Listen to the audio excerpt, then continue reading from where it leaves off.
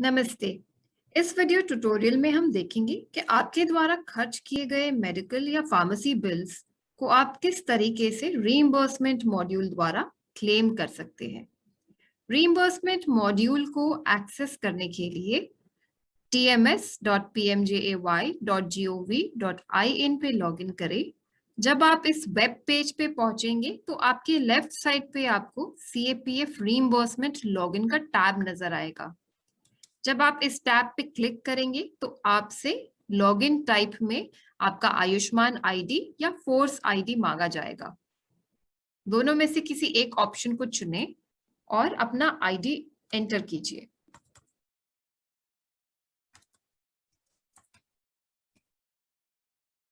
अपना force type select कीजिए और गेट ओटीपी पे क्लिक कीजिए।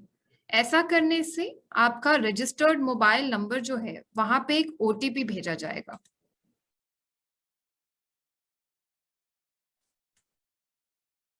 ओटीपी एंटर करने के बाद आपकी स्क्रीन पे नजर आ रही कोड को एंटर कीजिए और लॉगिन बटन पे क्लिक कीजिए।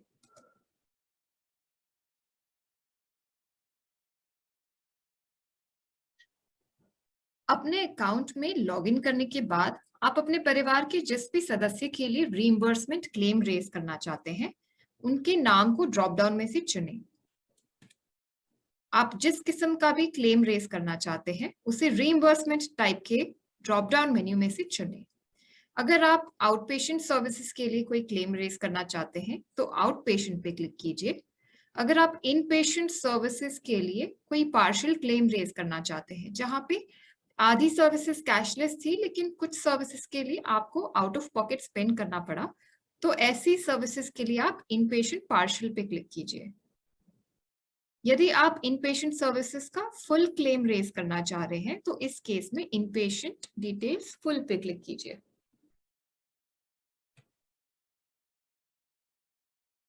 रीइंबर्समेंट टाइप सिलेक्ट करने के बाद जब आप रेज क्लेम पे क्लिक करेंगे तो आपकी स्क्रीन पे out patient form automatically load हो जाएगा। आउट पेशेंट फॉर्म में पेशेंट डिटेल्स और bank account details automatically populated होंगी।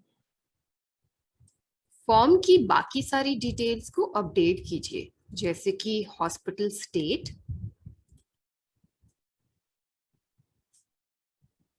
हॉस्पिटल डिस्ट्रिक्ट और हॉस्पिटल का नाम।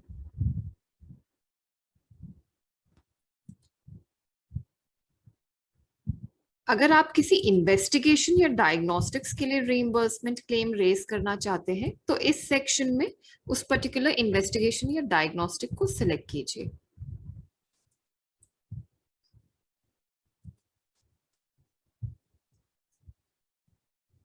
आपके द्वारा खर्च एग्जैक्ट अमाउंट को एंटर करने के बाद ऐड इन्वेस्टिगेशन या डायग्नोस्टिक्स पे क्लिक कीजिए। इसी तरह आप फार्मेसी की चार्जेस भी ऐड कर सकते हैं। मेडिसिन लिस्ट में से मेडिसिन का नाम चुनें,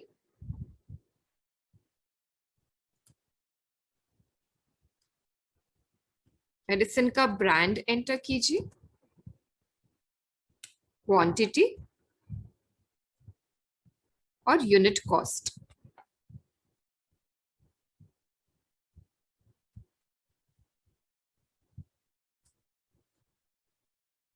अगर मेडिसिन का नाम मेडिसिन लिस्ट में अवेलेबल नहीं है तो आप अदर्स एंटर करके मेडिसिन का नाम भी मेंशन कर सकते हैं।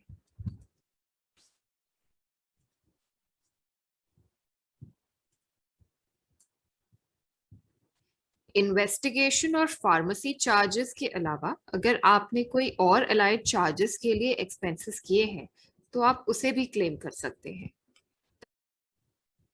टाइप में अदर्स सिलेक्ट करके अलाइड चार्जेस की डिटेल्स लिखिए,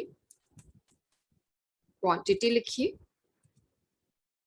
और चार्जेस एंटर कीजिए।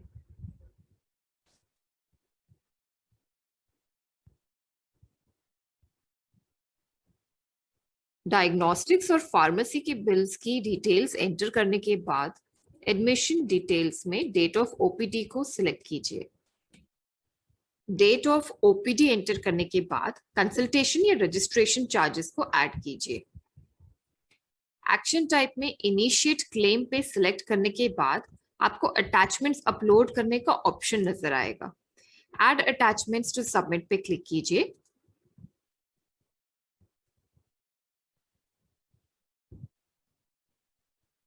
और सभी मैंडेटरी अटैचमेंट्स को एक के बाद एक अपलोड कीजिए।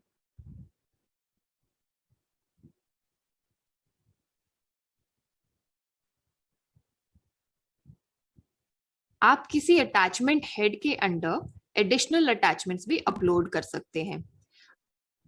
किसी अटैचमेंट हेड में एडिशनल डॉक्यूमेंट्स को अपलोड करने के लिए दोबारा से अपलोड बटन पे क्लिक कीजिए और फाइल को चुनें।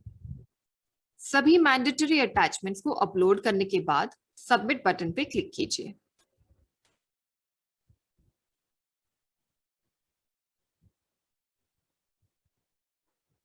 क्लेम को सबमिट करने के बाद आप किसी भी समय अगर क्लेम का स्टेटस चेक करना चाहते हैं तो ट्रैक क्लेम्स पे क्लिक कीजिए और आपके द्वारा सबमिटेड क्लेम्स की सभी डिटेल्स क्लेम स्टेटस में चेक कीजिए।